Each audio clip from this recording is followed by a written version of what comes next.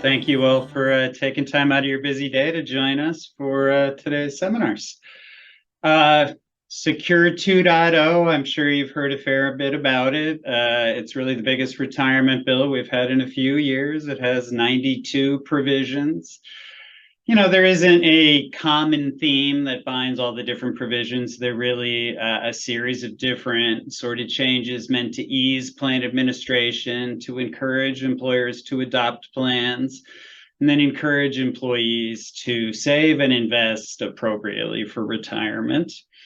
What is unique about this act compared to other retirement plan legislation like Secure 1.0 or the Pension Protection Act of 2006 is Secure 2.0 has a series of phased effective dates. I'll say I've been doing this 25 years.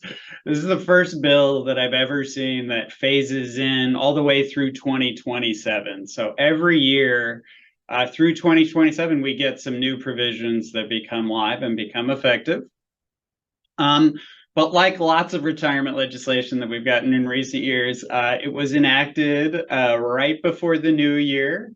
I believe it was December 27th, and all of the provisions aren't delayed in effective date. So some of them went into effect immediately, some went into effect just January 1 of this year, and then we'll get another round that goes into effect in 2024 or for planned years beginning in 2024.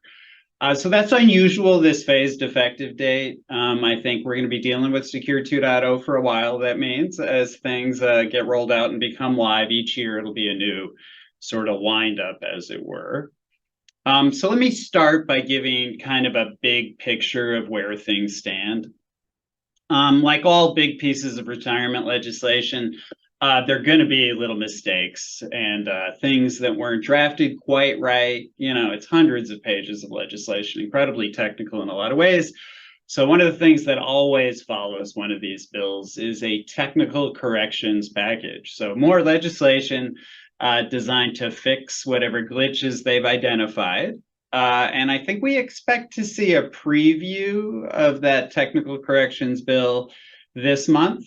The key senators who work on these issues, including Ron Wyden, the Democratic chair of the Senate Finance Committee, have signaled they're going to release a draft technicals package, and it'll do some small things. Things, you know, you might have heard about in the press, like one of the technical glitches is that it's arguable that Secure 2.0 inadvertently got rid of the ability to do catch-up contributions, higher contributions for folks over 50. The IRS has indicated, you know, they don't think that's what Secure 2.0 was meant to do. They're not going to enforce it that way, but I expect this technicals bill to put that issue squarely to rest. I think it'll also address some other tiny issues, like there's been a question about a new distribution right for folks who are terminally ill. Is it a distribution right, or is it just relief from the 10% penalty tax for early withdrawals? I expect that to get clarified. It's that kind of small stuff that you might see. Is it going to get enacted this year? Probably not.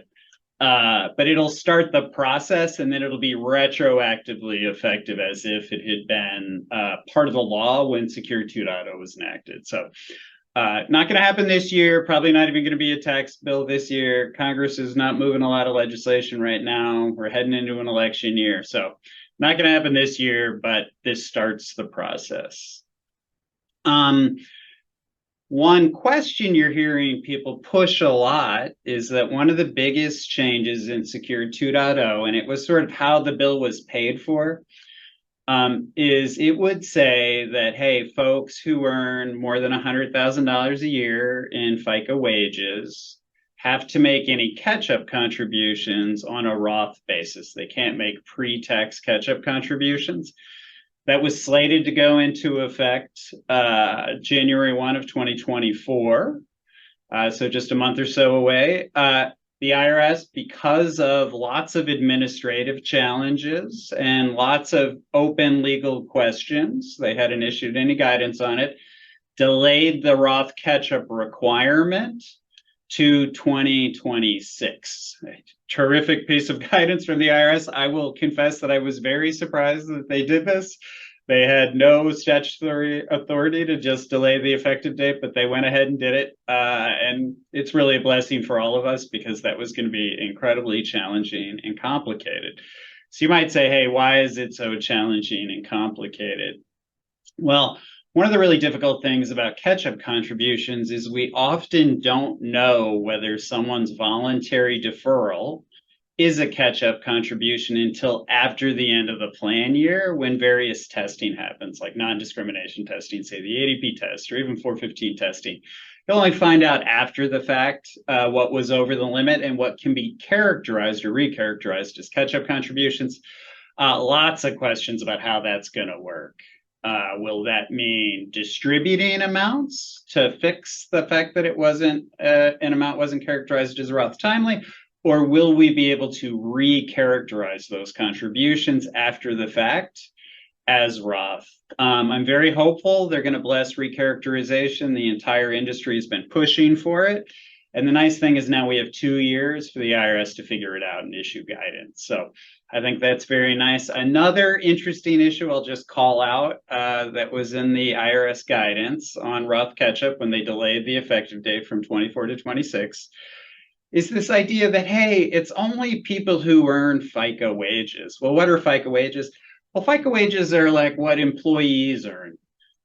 Partners, like in a medical practice or a law firm or self-employed individuals, don't earn FICA wages. So curiously enough, the IRS guidance surprised lots of folks and said, hey, you don't have mandatory Roth catch-up contributions if you're self-employed.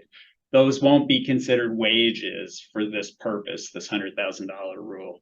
I think the right way to think about that was a signal to Congress that, hey, when you do this technical corrections package or a little sidecar to it, you should think about fixing this glitch because it really doesn't make sense that the business owner wouldn't be subject to this requirement, but his or her rank and file employees or those earning over $100,000 would be. Doesn't really make sense, but that's where the IRS came out. That's an issue I'm going to be watching for the next 2 years. I think one other really nice thing in that catch-up guidance is they say, hey, if someone elects pre-tax and then they cross over into catch-up and they'd be subject to this rule, you can just flip them to Roth without their affirmative consent. Presumably, we'll all communicate that that's how it's going to work ahead of time. So that's been an interesting piece of guidance that we have gotten on secure and just terrific in terms of pushing the effective date to 2026. But other than that, we really haven't gotten much IRS guidance. It's really unusual. You know, we're at more than 10 months since this legislation was enacted. This is the longest it's ever taken them to issue significant guidance following new legislation. It's just remarkable how slow they've been. I kind of thought they'd get something out by the summer. You know, legislation enacted in the end of December, maybe takes you 6 months to come up with the big issues you want to address and get it out. They've been really slow. And here's what they're kind of saying. They're saying we're going to issue what they call a grab bag.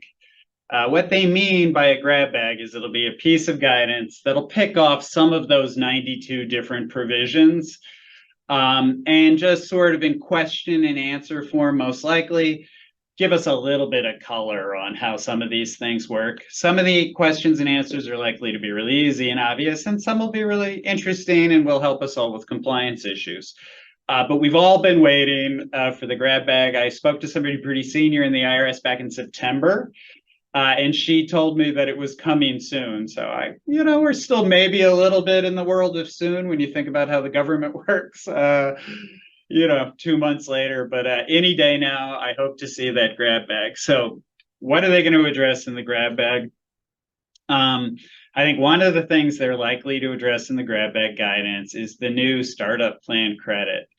That Erica mentioned actually in the intro. One of the best things about this package of legislation is a brand new tax credit for a startup plan that covers up to $1,000 of the cost of employer contributions to a retirement plan. So reimburses the business owner through a tax credit for up to $1,000 of employer contributions for non-highly compensated employees. So really incredibly useful. And then it's an expansion of the already existing tax credit that lets the employer get up to $5,000 in expenses the employer paid out of its pocket for services. So that would include TPA services, financial advisor services, and record keeping services, as long as they're paid by the employer. Not if they're paid out of plan assets or paid through a fund, only if they're paid out of the employer's